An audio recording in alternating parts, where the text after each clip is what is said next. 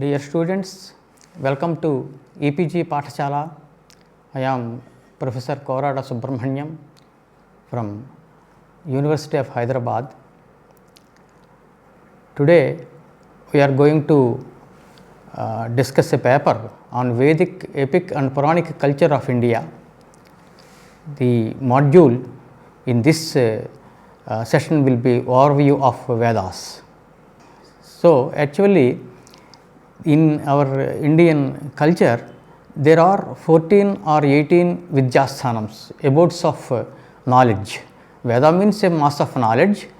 To understand Vedas, our culture and the tradition etc., there are 14 or 18 Vidyasthanas that are enumerated in our Smritis. Purana, Nyaya, Mimamsa, Dharmashastra and the 4 Vedas. Then all these things along with Vedangas, that is Shiksha, Vyakaranam, Chandas, Niruktam, Jyotisham and Kalpa, and Purva Mimamsa, Vedanta, Nyaya, Vaisheshika, and all the also we have 4 Upavedas, Ayurveda, Dhanurveda, Gandharva Veda and Arthashastram. So all these things will come to the tune of 18 Vidyasthanams. One has to study all these Vidyasthanams if one wants to understand the complete sense of Indian culture and tradition. Veda means a mass of knowledge, and Vedic literature is considered to be the earliest on earth. No other literature was there before Vedic literature. So, initially this Veda was like just a heap of knowledge that was called Veda, but later Vedavyasa, as the name confirms to meaning, divided the Veda into 4, that is one Rigveda, Yajurveda, Samaveda and Atharvaveda. There is one question, whether Vedas are authored by human beings or someone or not. The uninterrupted tradition tells us that Vedas are not authored by any human beings. They have emanated from the Brahman itself. Brihadaranyaka clearly says, Asya mahato bhutasya nishvasitam etato yat Rigvedaha, Yajurvedaha, Samavedaha, Atharvavedaha, Puranam, Vidya, Upanishadha. So, this Rigveda, Yajurveda, Samaveda, Atharvaveda, Purana, Shastra, Upanishad, this entire gamut of things has emanated from the Brahman itself. So, it is called Apaurusheya. Paurusheya means authored by a person, whether male or female, but this is not authored by anybody. So, there is no question of any commission of mistakes as far as the Vedic literature is concerned. It is called Apaurusheya. Some people think that the Vedas are also written by someone like Kalidasa etc., etc., but that is not true. So, in Veda itself we have some evidence within Veda that Veda is Apaurusheya.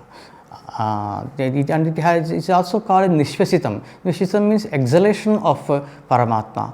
Since why Nishvasitam? Nishvasitam is exhalation comes automatically, that is without any effort. So, just like that, these Vidyas have emanated from Brahman spontaneously.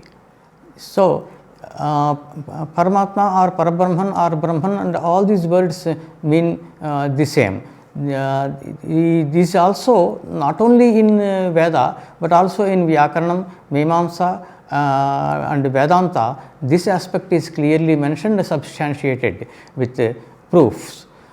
So, Shruti is another name of Veda. Shruti means listening. So, Vedas were being learned through listening. The Guru pronounces once, then the Shishya pronounces twice, like that from Guru to Shishya and again Guru to Shishya, like that the uninterrupted tradition of Guru and Shishya, the teacher and the disciple, has made it non-destructible thing, Veda. So, that is it. Then the Sanskrit language can be put under broadly two headings. One is Vaidika, the other is Laukika.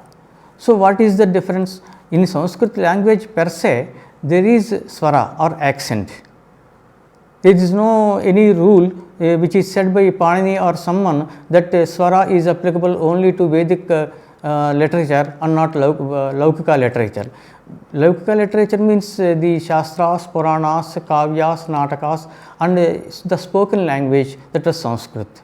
So, the only thing is Veda maintains the swara, and if swara changes, there will be change in the meaning also.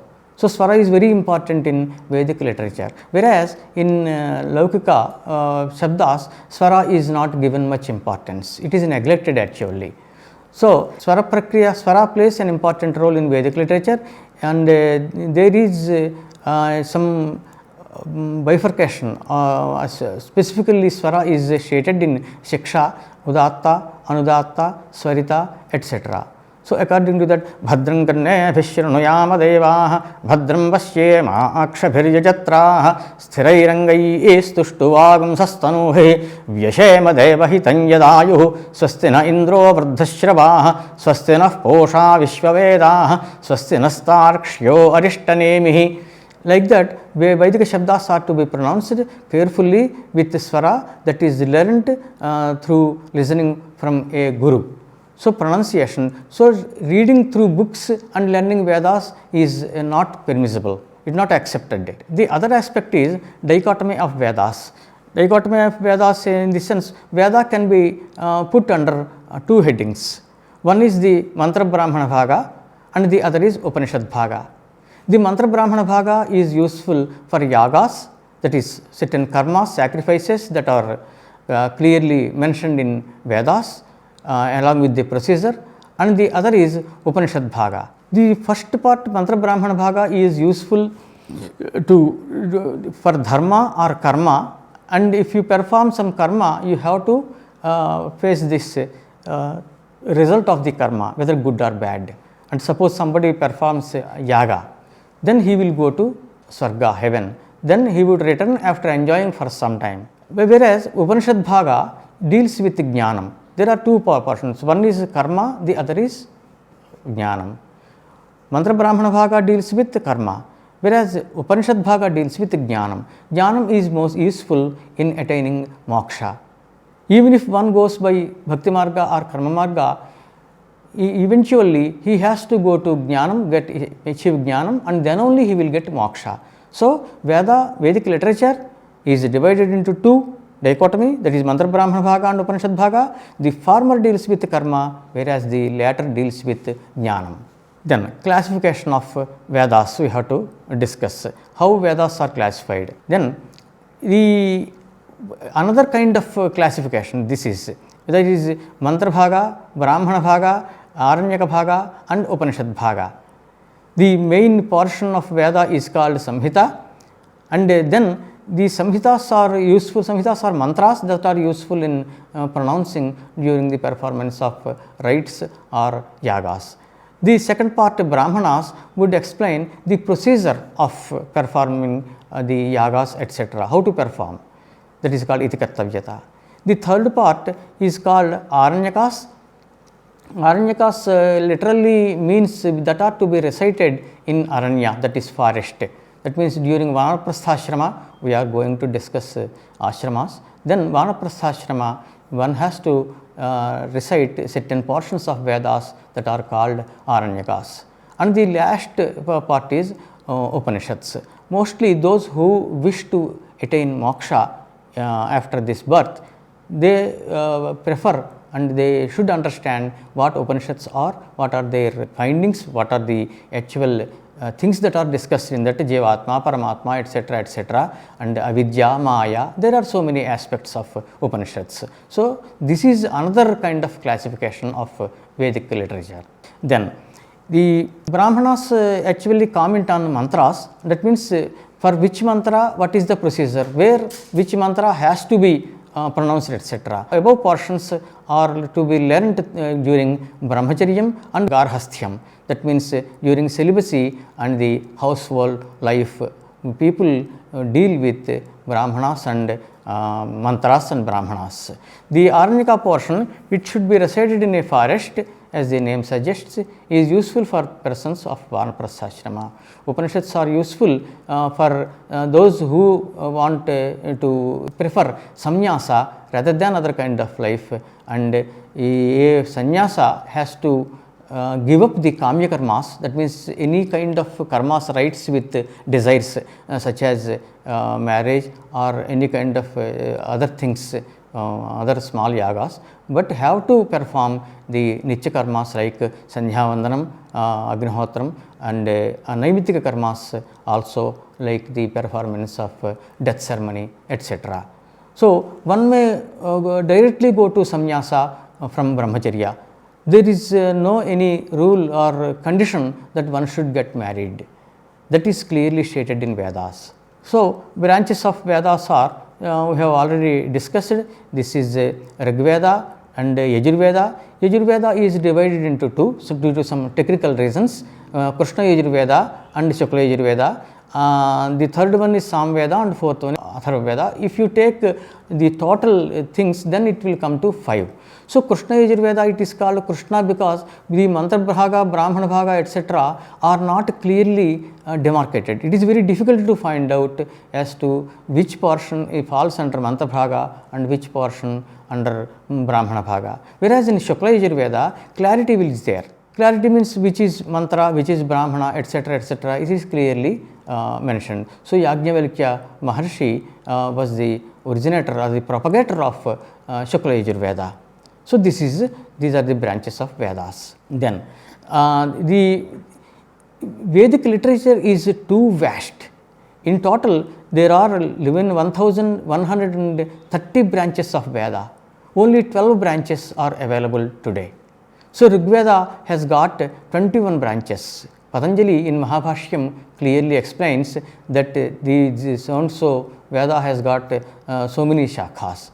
Then the Rigveda has got 21 branches, Atharvaveda has got 9 branches, Yajurveda has got 100 branches, whereas Samveda has got 1000 branches. So, this is the total number of 1130 is the total number of branches of Vedas. Then let us see, give a brief account of Vedas. What is that? How to understand what is Veda, what is there, etc. Rigveda literally means a text of praises of a praise of a deity. Agni, Indra, Varuna, etc. deities have got separate, soktas. And sokta means a group of mantras is called a soktam. So, some riks will make a soktam, some soktas will make a mandala, and there are 10 mandalas in Rigveda consisting of 1017 soktas, and the total number of riks available in Rigveda is 10,472. Ayurveda is considered to be an Upaveda of Krishna Yajurveda. Now, next Krishna Yajurveda comes. Yajus means a sentence, a vakyam. Since the Yajus are found clustered, closely knit, it is very difficult to separate unless and until one knows Purvamimamsa. So, Arthaikatvad ekam vakyam sakankshnched vibhage syat.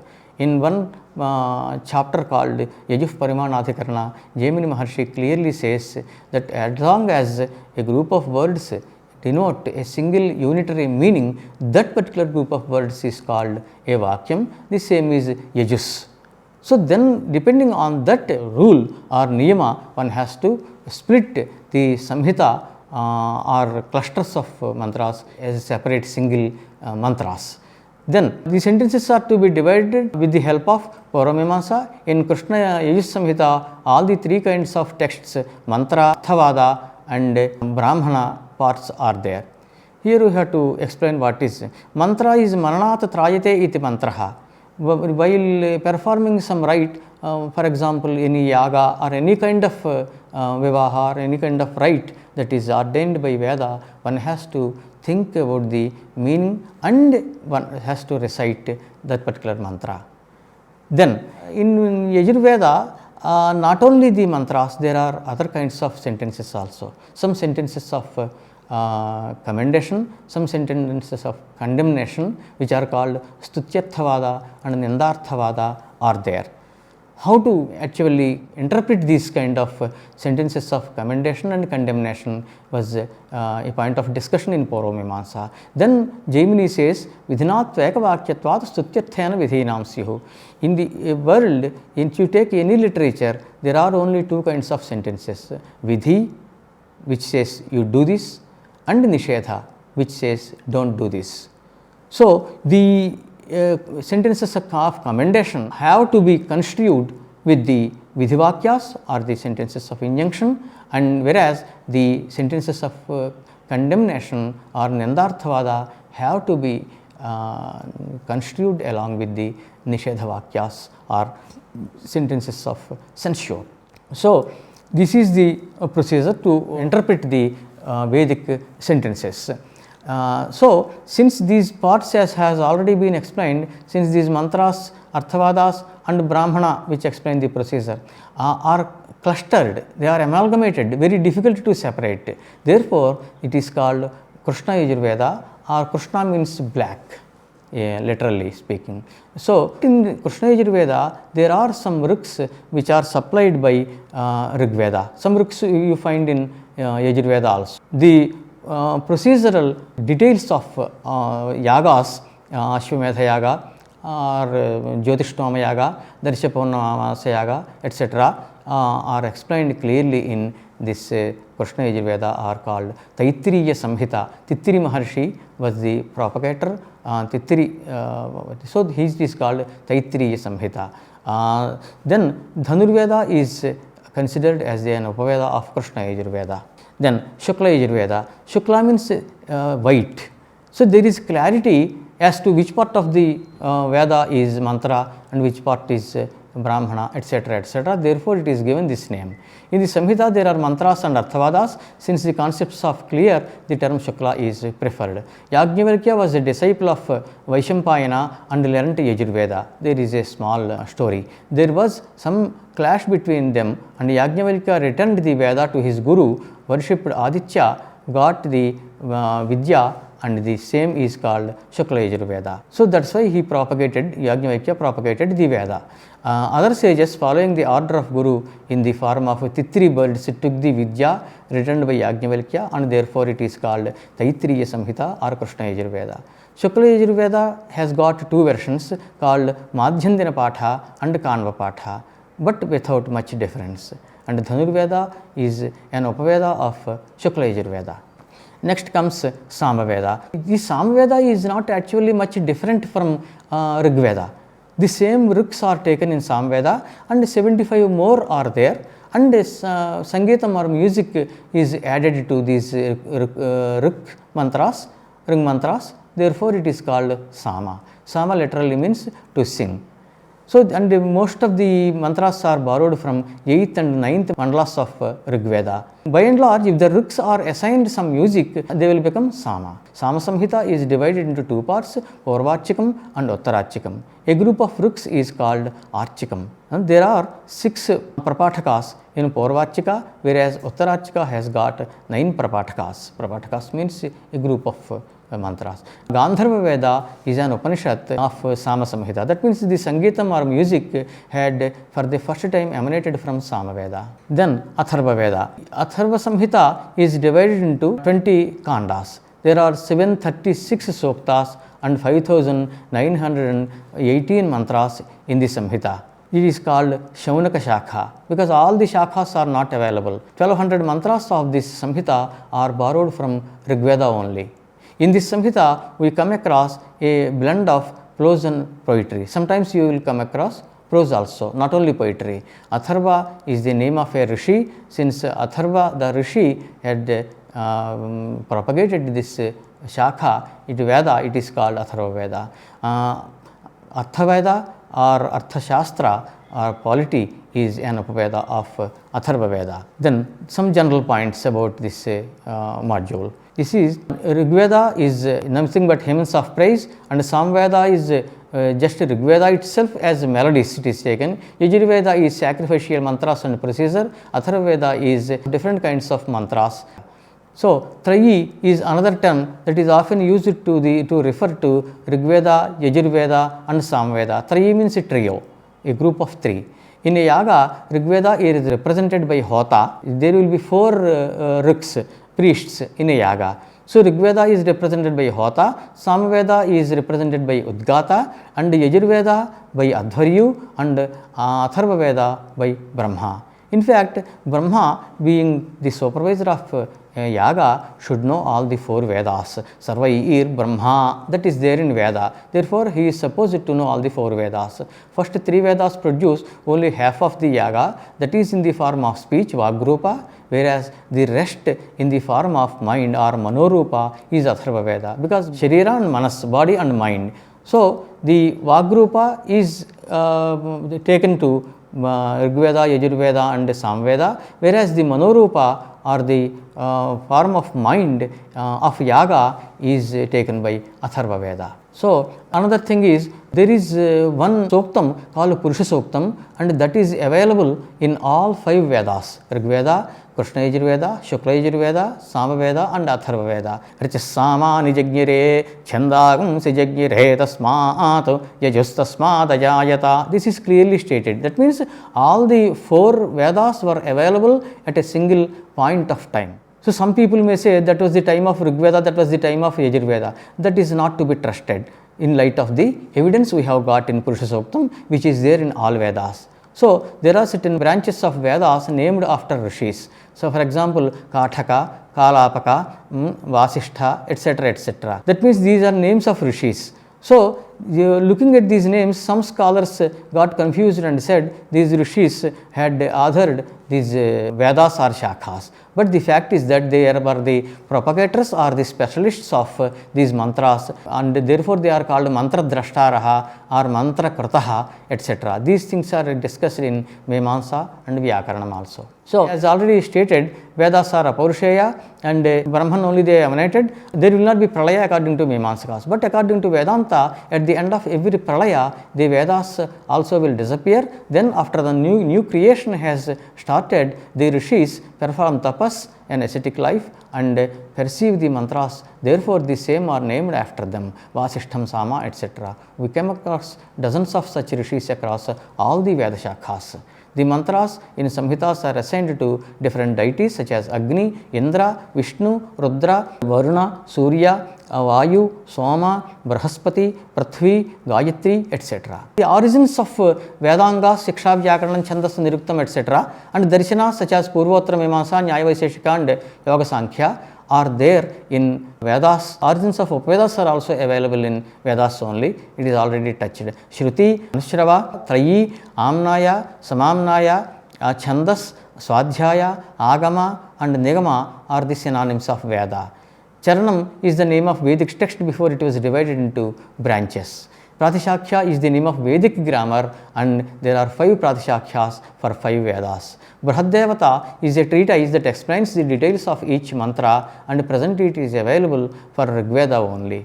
Anukramanikas are just guides of Vedas and are useful in protecting the original form of Vedas. A number of scholars had authored commentaries on Vedas. The Veda Samhita would have Padapatha, splitting into words, and Kramapatha, putting the words in an order like a sentence. Then Kramapatha is recited in 8 different forms, and these are called Vikruti Pathas: Jata, Mala, Shikha, Rekha, Dhvaja, Danda, Ratha and Ghana. Ghanapathi, one who knows Ghana, is a popular term.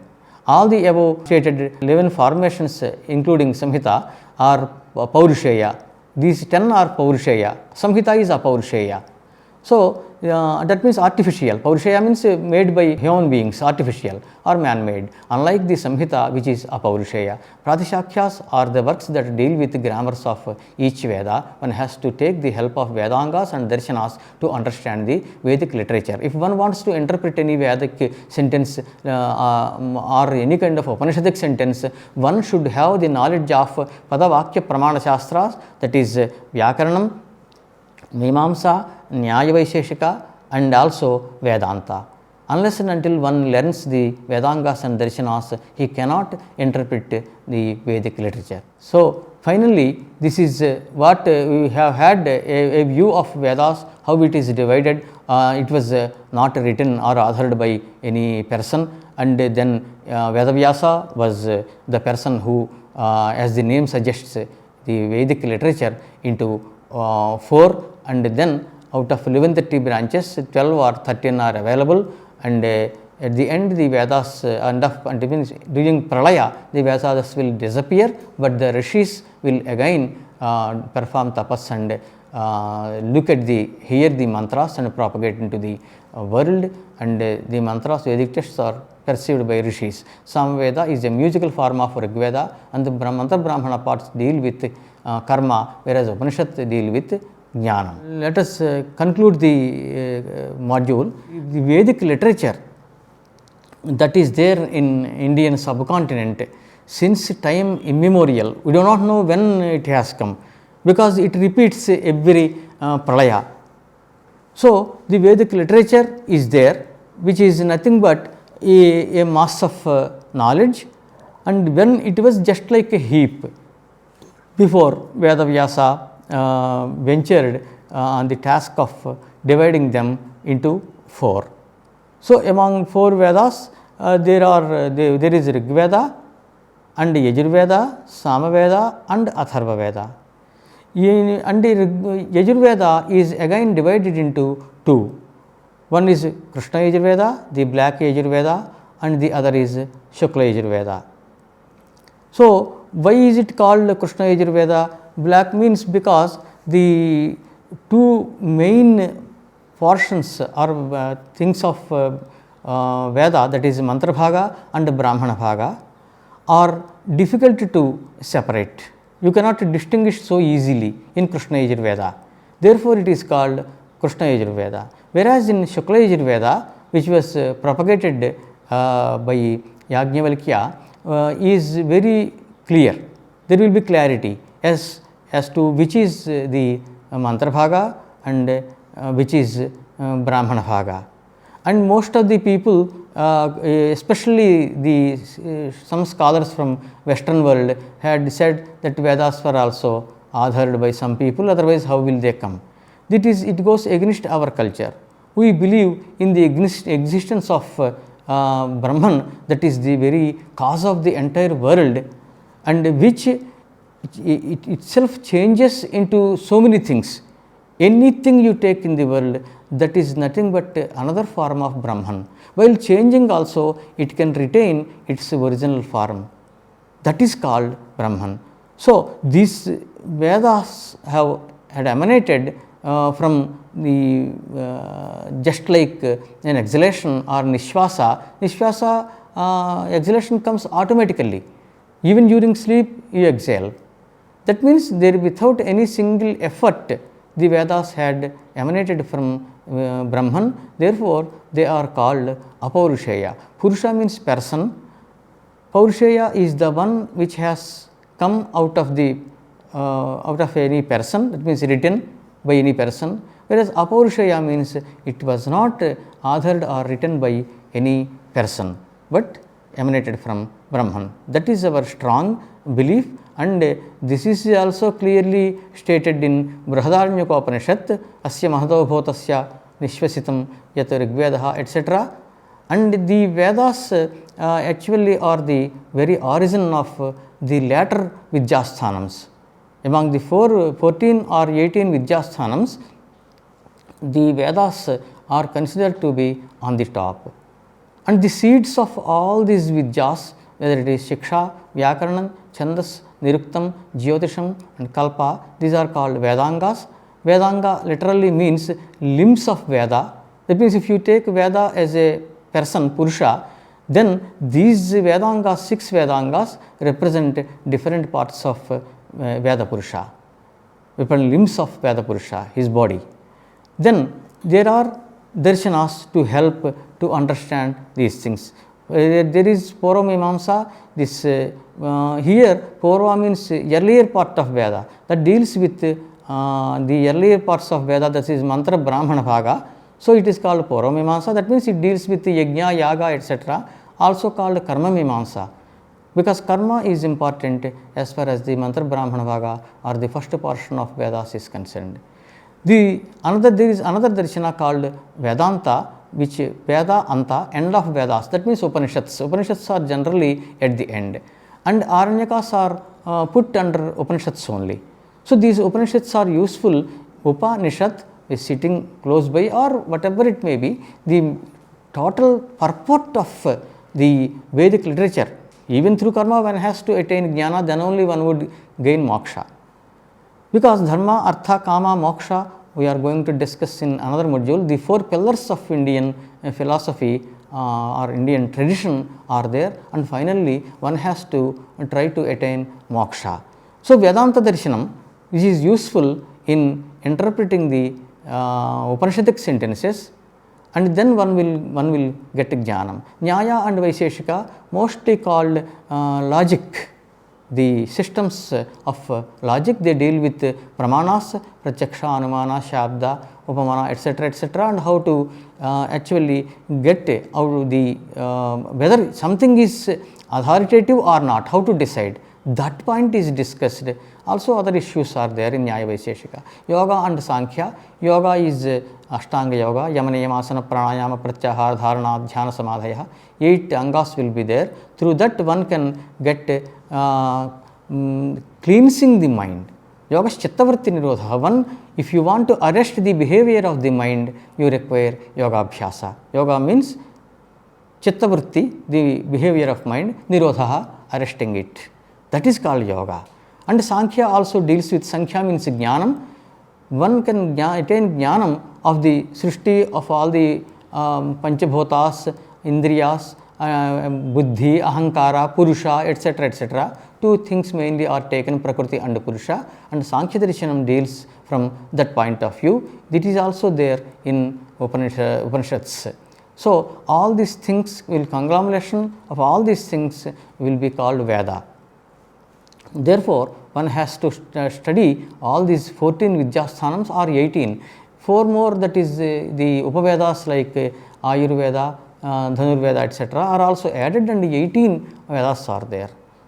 So, this is the conclusion we have come to by studying this material.